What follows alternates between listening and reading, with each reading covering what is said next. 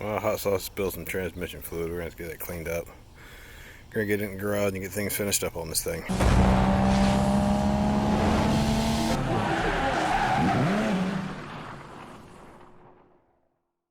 What's going on, guys? Three Wheels on the Block back again. I've got the 77 C10 behind me. We're going to finish this thing up so we can get it ready for delivery. Oh, yeah, I didn't tell you guys, we're actually giving this truck away. So, in the next video, you will see who this truck's going to, do the reveal to the new owner. And I found out that it doesn't matter where I'm at, because I'm in Michigan, and as soon as I turn the camera on, you hear it. Anyway, we got this one just about finished up. I'm taking care of tightening up stuff on the interior. I've got to put the headliner and the headliner trim and the A pillar and B pillar trim in. Also need to take care of the seat belts.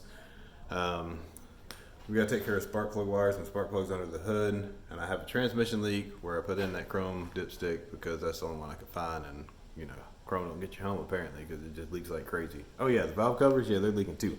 They weren't leaking before, but anyway, we got to tighten up those few small things. I need to bleed the brakes because they're kind of spongy and they were never bled, I don't think. The block may have bled them, I don't remember though. It's been a very long road to get here, and I'll put hopefully a supplemental video either before this one or after this one to get to explain to you guys the journey of getting here. Oh yeah, and you see them in a garage.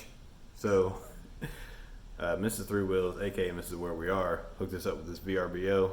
This place is pretty sick. I mean, you know, where else can you get a house for the price of a hotel for a week and a 2-car garage? Because she knows what I do, so she always takes care of me.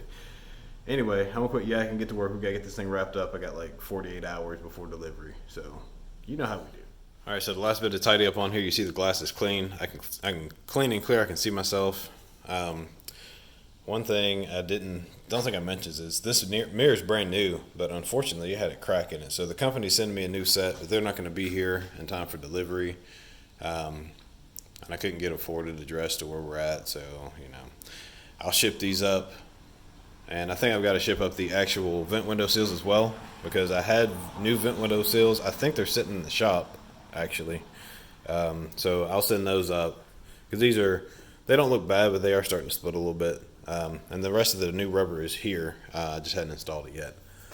So anyway, we're gonna get this little bit overspray cleaned up, even though I had the glass taped up. You know how it is. It's just sometimes it just leaks in.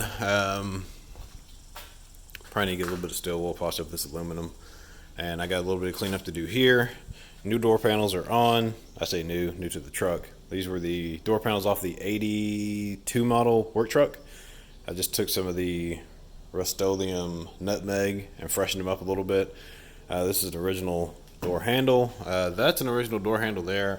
They don't match. They didn't match in the truck. I didn't realize that until I was actually reassembling the truck and was like, well, so I may try to find some dye to make that one match, but if not, it's not a huge deal. Let's see.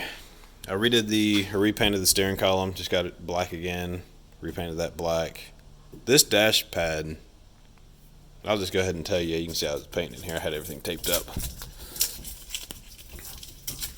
Hopefully I don't knock this thing out of gear, it'd be terrible. Got to clean up that knob a little bit. And I went ahead and painted this black because the chrome was really pitted and faded, and so I just kind of darkened that up. Same thing with the turn signal stock. Unfortunately, this is broken. That's the cruise switch turn signal combo. The plastic's just worn out. I may try some Gorilla Glue on that just to fix that up. As for the dome light, got to run the wires back down here. I've got to pick up the carpet. It's actually at another person's house up here in Michigan. I had it shipped up here because I couldn't get it before we left. So I got to get that picked up today, and then we'll pull this seat out, put the carpet in, finish up the wiring back to the dome light up there. As I told you before, I was going to leave the original headliner in. So just as much of the original truck as I could keep. And it's a little bit rough, but it's not falling down. So that's why we decided to keep it in there. And the original sun visors.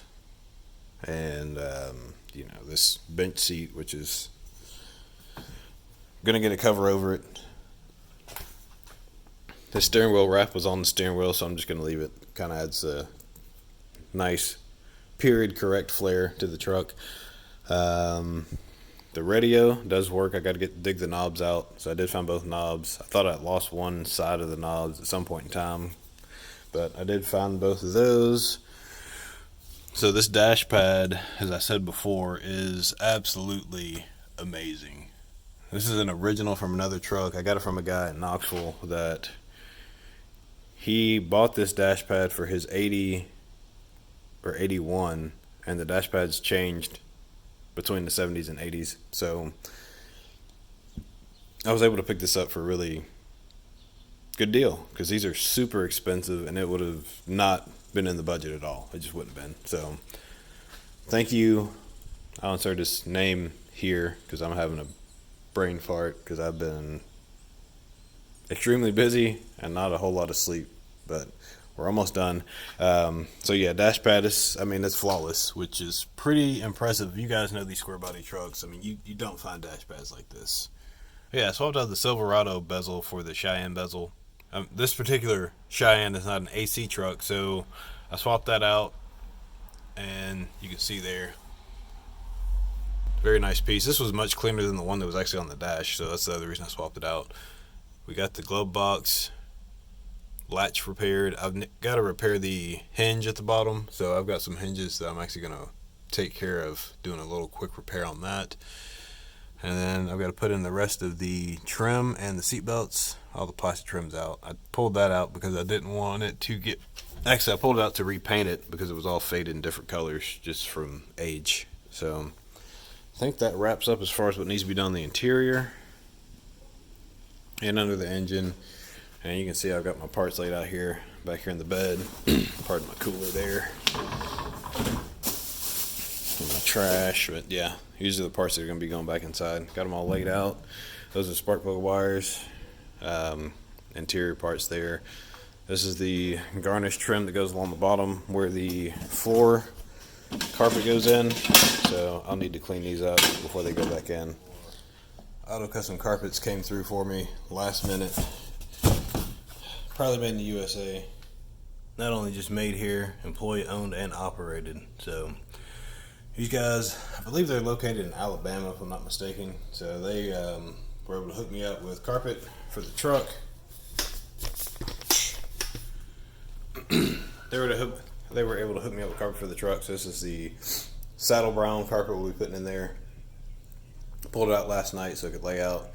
Try to get the form back to where it needs to be because this comes folded and rolled up in the box. Very good quality product. I do highly recommend these guys. They were able to get me hooked up in 2 days. So here I've got the what's left of the rear portion of insulation. This carpet kit comes with insulation under the front. So in case you were wondering, the front half is completely insulated where your feet go, and then the back half is not. So insulation, sound deadening. The only thing that was good that was left was this back half portion in the center. I'm not too worried about the outside edges. Since the exhaust is still factory or factory-ish, it does have the heat shield along the floor, so I don't have to worry about heat there. So that's it. I'll just have the tripod down and we'll go ahead and get this carpet installed. Then we'll get our bench seat back in, and I'm going to be covering this bench seat as I previously mentioned. And I've also got to take care of doing the extensions for the new seat belts, so the lower portions will reach up through the bench seat far enough to easily be able to buckle in from the top. So I think that covers everything.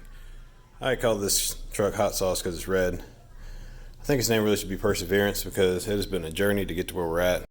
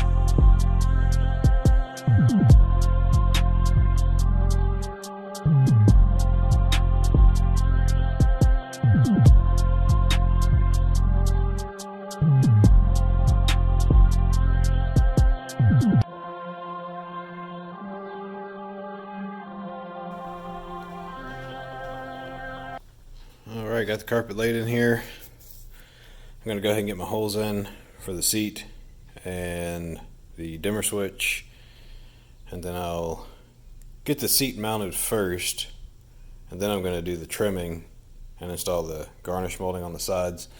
My reason for that is with the seat installed, the carpet won't shift around, because right now, even though it's sitting and it's pretty stable, it can still, there's potential to shift around, and you don't want to trim too short where you put your trim in, because otherwise your carpet will be short of your trim. You don't want that. So that's how I'm going to do it. Not sure if that's the right way, but that's the 3 wheels way. So I'll go ahead and get all these holes punched out and all that mess, and then turn you guys back on, get the seat installed, and then once the seat's installed, we're going to go ahead and get our prep work done for our seat belts, and we'll go from there. I opened it. What do you think about the color? It looks good. Looks good? Yes. All right, so let's take it. No, I said that you can tell everybody what you told me about the seat cover. I just want to sit on the cover when it's done. When it's done. Y'all heard it from her. So, Daddy, you figure out how to put the seat cover on. I'm going to sit on it when it's done. All right, so we in the process of bleeding the brakes, got the back 2 done, and I got the Smart Bleeder 2.0 going. Found out that those are one of the best water bottles you can use because they're very durable and they don't crack or split, and they have a nice solid lid. 3/16 hose, drill a hole in it. You can either not tighten the lid up all the way or put a small hole for breathing, tie it up to your bleeder fitting on your brake, back it up just a little bit, pump the pedal. You see air bubbles form in the jug or in the bottle, and then once the air stops, you know you got all the air out. Those are the center caps we decided to go with. Classic bow tie. I'm gonna get back to work, finish bleeding these brakes, and update on the interior. Carpet's in, seat cover's on, kinda sorta. Doesn't really fit that great, so I've actually got it out. So hopefully it'll stretch out overnight, or yeah, I'm gonna have to figure out something fancy on that. It's a little bit short for this seat. It says it fits full-size trucks. You know how that one-size-fits-all thing is. And I couldn't find anything that fit better. I couldn't even find an original replacement. Maybe through LMC is about the only place. And then the vintage ones that I found online were like $400, and they look just like this. Probably fit better, but they look like this. Anyway, I'm gonna quit yakking. I gotta finish bleeding these brakes, and I'll have to replace the dipstick for the transmission. I got an aftermarket chrome one from Mr. Gasket, and it's leaking like a stuck hog. So I'm gonna get one from Pioneer Automotive Industries. That's the company that I got the seal from, which did not fit the chrome one. That's this guy. That's an OEM seal. So hopefully the seal with the dipstick and the dipstick tube will work and not leak, because this thing is about to drive me crazy. So long story short, I put the I put the chrome dipstick in, and it wasn't leaking at all for 3 or 4 days, and then it just started leaking out. So don't really know. Probably the O-ring just didn't really fit. I could have got another O-ring, gone by Harbor Freight, got a pack of O-rings and played around with it until I could get it to work. These things are not easy to get in and out when they're in the vehicle. So I said, you know what? Let me just get the whole from top to bottom, replace it all, and hopefully that'll work. So fingers crossed that'll work. I'm going to center cap in this thing, get it back on. Got to bleed the driver's side. That's the last thing as far as bleeding the brakes. And then I think I might tackle the spark plug wires tonight. Got to do spark plugs, and I don't know if these I got are pre-gapped or not. AP26s, I have to look that up. They're probably not pre-gaps. Sometimes they're really, really close. I don't think I have a gap tool with me. I used to carry one on my keys all the time, but that was many years ago, and I don't have one with me that I think that I brought with us. So that'll probably be tomorrow after I get a gap tool to make sure the gaps are on all the plugs. I'll probably go ahead and put all the wires on, go ahead and get those ready. Get that old dipstick tube out of there. You can see it hanging out in the back. I think the transmission's finished all of this dripping it's going to do for tonight, so I will move the drip pan forward and take care of replacing the thermostat. Aside from that, I'm going to go ahead and route the classic gauges. I got the water neck routed, or the coolant temperature to the water neck, and the oil pressure to the sending, or replacing where the sending unit is by the distributor in the back. And that should take care of it. I think there's one leak on the valve cover gasket on the other side. I may mess around with that and see if I can get that taken care of. But other than that, We just have a fuel tank left to do, and I just don't know if I have it in me tonight to do the fuel tank. Although you never know. I just might get after it. So I forgot to record putting the new fuel tank in, but it is in there. You can see it nice gray. Yep, brand new fuel tank. Reused the straps, they were fine. It's a JC Whitney product made in China. Getting ready to put the screws back into the fuel filler neck, and then we'll put the cap back on. And I got another dipstick, which is partially installed. A factory style Pioneer. Not the audio company, but the parts company. There it is, hung down there in the wrong position, so you can see it hanging out down there on the back of the engine. Maybe see it right back there. Yeah, so I gotta get flipped around. Get it in the right position, and then get the transmission filled up again, because I dumped another gallon of fluid out once I pulled the dipstick. I say gallon, probably not a gallon, but quite a bit. Then we'll get to this thermostat housing, new thermostat, and get some wires and plugs in. Almost there. Alright, it's just before midnight on the eve of delivery day. Just took the 77 C10 for a spin, and it did pretty well. Brakes much better, runs nice and smooth. Had a little bit of dieseling when I went to shut it off, so I'll check the timing in the morning. And just a couple minor things, just the trim around the bottom of the carpet, and tying up the oil pressure gauge, the new mechanical one, mounting the triple set to the bottom of the dash. That's about all we've got left. Yep. That is about all we've got left. So, side note for you guys who are C10 owners, this is a set of old Weld drag lights, I believe, 15 by 8s. And the aftermarket calipers, or the remanufactured calipers, however you want to say it, the one on this side, the casting was off a little bit. So I actually had to go in with a grinder and remove some of the casting, I guess, slag where they can clean up really well, because this wheel was dragging on this side pretty good. So after I did that, it's fine. But just a little side note, if you guys are running these wheels, and these are 1990, I think one's a 88, 89, 90, and a 98 Pro Star, so all over the 90s there. But anyway, I'll go ahead and wrap this up, and then I'll get walk around out in the sun tomorrow.